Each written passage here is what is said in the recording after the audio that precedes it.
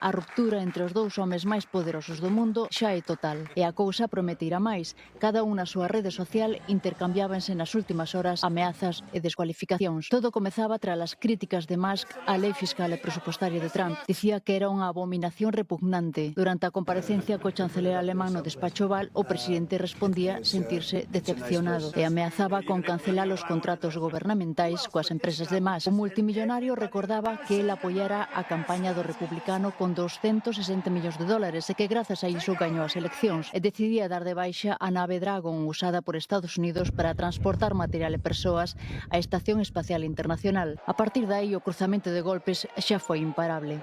Trump dicía que foi el quen decidiu que Musk marchara do goberno, que se estaba desgastando, perdendo credibilidade e que por iso se volvera tolo. Entón o magnate soltou a gran bomba. Asegurou que a razón pola que non se difundirán aínda os arquivos do pedrasta Jeffrey Epstein é porque Trump sae neles.